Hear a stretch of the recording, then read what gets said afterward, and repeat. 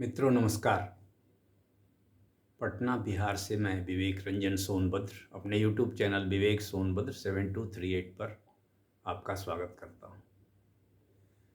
मित्रों, आज फिर से बात राम मंदिर की। अयोध्या स्थित जो राम मंदिर है वह बहुत ही कठिन संघर्ष के बाद बना है और यह मर्यादा पुरुषोत्तम का मंदिर है और इसकी मर्यादा बनी रहनी चाहिए। तो जो चोरी की घटना हुई है, चढ़ावे की चोरी की, उसकी जांच निष्पक्ष और त्वरित हो, इससे किसी को इनकार नहीं है। इससे किसी को भी इनकार नहीं है, जैसा मैं समझता हूँ। जो राम मंदिर आंदोलन के पीछे थे उनको भी इनकार नहीं है, और जो राम मंदिर आंदोलन के विरुद्ध और उनके निर्माण के विरुद्ध थे उनको भी इनकार नहीं है। वे तो और मुखर हैं इस मुद्दे पर, होना भी चाहिए। काश वे राम मंदिर के निर्माण के मुद्दे पर भी मुखर रहते और राम मंदिर निर्माण का समर्थन करते, लेकिन उन लोगों ने नहीं किया। बहुत सारे लोगों ने राम मंदिर के प्राण प्रतिष्ठा के दिन विरोध जताया, काले कपड़े पहनकर विरोध जताया, और वे भी आज राम मंदिर चोरी पर खूब मुखर हैं। अच्छी बात है, चोरी हुई है, अपराध हुआ है, मुखर होना भी चाहिए।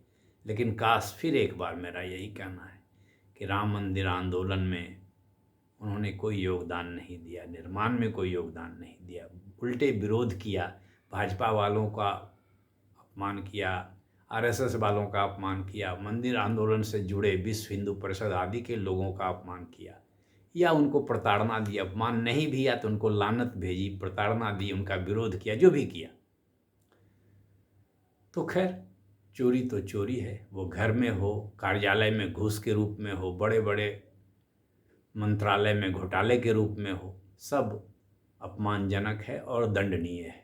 और राम मंदिर में चढ़ावे की चोरी हुई है तो वह भी दंडनीय है। मैंने इस पर पहले भी 4-5 वीडियो बनाया है। जून के महीने में 21 जून को, 27 जून को, 1 जुलाई को, 4 जुलाई को, और अंतिम वीडियो 7 जुलाई को। मैंने यह भी कहा है कि हम लोग और कितना नीचे जाएंगे। हम लोगों ने मंदिर में चोरी कर ली, तो यह काम तो बिल्कुल जघन्य है, जघन्य अपराध है कि राम मंदिर के चढ़ावे की चोरी भी हम लोगों ने कर दी।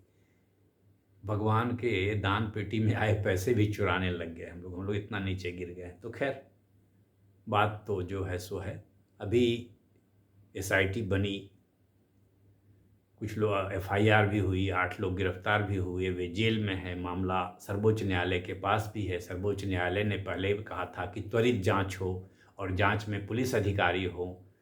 तो अभी जो एसआईटी बन चुकी है उसमें 3 पुलिस अधिकारी हैं, डीआईजी, आईजी और एसपी रैंक के अधिकारी हैं, और जांच चल रही है। 8 लोग गिरफ्तार भी हुए, कुछ पैसे की वसूली बरामदगी भी हुई है।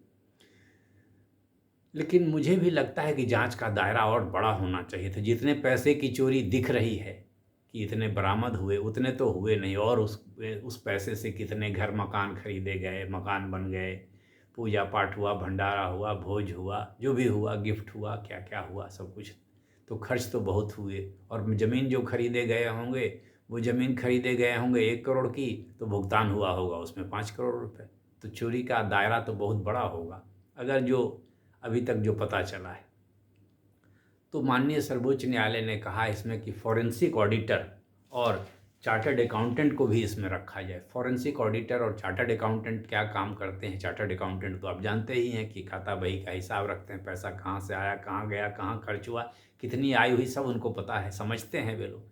और फॉरेंसिक ऑडिटर यह भी थोड़ा और ज़्यादा डीप जा कर के देखते हैं कि पैसा आया कहाँ से, आने के पहले इसे कई जगह तो नहीं घुमाया गया, या यहाँ आने के बाद फिर कई जगह तो नहीं घुमाया गया। मतलब पैसा यहाँ आया, मैंने उसको किसी को दान दे दिया, और उसके बाद वह पैसा घूम करके फिर मेरे ही किसी संबंधी के पास आ गया और फिर मेरे पास आ गया। तो ये सब घुमाने, रोटेट करने वाला जो मामला है, ये सब फॉरेंसिक ऑडिटर लोग देखें। तो सर्वोच्च न्यायालय ने जो यह कहा है, यह बहुत अच्छी बात कही है। मेरा तो यह मानना है कि इसमें अब प्रवर्तन निदेशालय ईडी की भी एंट्री होनी चाहिए, उसे भी जांच करने देना चाहिए। और ईडी को जांच करने का अब पता, स्वतः संज्ञान का उनको पावर है या नहीं है, लेकिन चूंकि अब तो एफआईआर हो चुकी है और यहाँ क्राइम तो हुआ है और पैसे से क्राइम हुआ है, प्रोसीड्स ऑफ क्राइम भी दिख रहा है, तो ईडी की इंक्वायरी तो बनती है। सरकार को चाहिए कि ईडी को भी इसमें जांच करने का आदेश दे, क्योंकि पैसे घूमे हैं और घूम करके वो वाइट भी हुए हैं, तभी तो बने। चोरी का पैसा उसको सही पैसा बनाने का प्रयास किया है। अब घर बना लिया गया, मान लीजिए घर बनाने के लिए 1 करोड़ रुपए खर्च हुए, उसमें हमने अपने 20 लाख रुपए खर्च कर दिए अपने सही के, और 80 लाख रुपए ये चंदा चोरी वाले खर्च कर दिए।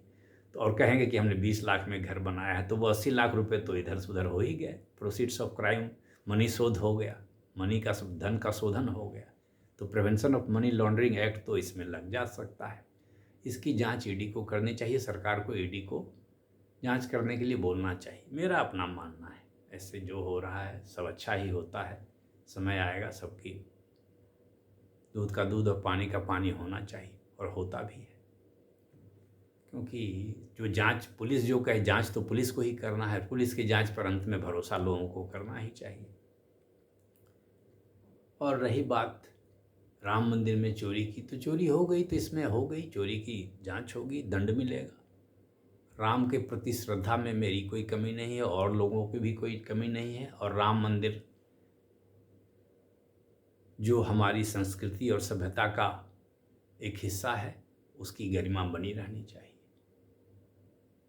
चोरी तो अन्य मंदिरों में होती है। अभी बद्रीनाथ के मंदिर में चोरी हो गई थी, वहाँ एक आदमी व्यक्ति पकड़ा भी गया है चंदे के चोरी के आरोप में।